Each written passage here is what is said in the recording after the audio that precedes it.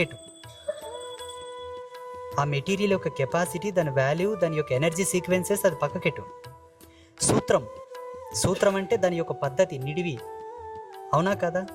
ఏ వేలుకు పెట్టుకోవద్దు, మధ్య వేలుకే పెట్టుకోండి, అది ఎడమ చేతికే పెట్టుకోండి. ఎందుకు చెప్తాం ఆ విషయం? ఎంత లోతు ఆలోచిస్తే చెప్తాం, ఎంత రీసెర్చ్ చేస్తే చెప్తాం. మళ్ళీ పంచాక్షర ఉంగరాలు బొటన వేలికే పెట్టుకోండి. థైరాయిడ్ ప్రాబ్లం, గర్భాశయ సంబంధిత ప్రాబ్లం, తెల్లబట్ట పోయే సమస్య, ఓవర్ బ్లీడింగ్ అయ్యే వాళ్లకు ప్యూర్ కాపర్, 2 కాపర్ పెట్టుకోండి అని చెప్తాం. పక్షవాతం ఉండి కాళ్ళ నొప్పులు, కీళ్ళ నొప్పులు, ఒళ్ళు నొప్పులు ఉండే ఒక కాపర్, ఒక బ్రాస్ పెట్టుకోమని చెప్తాం.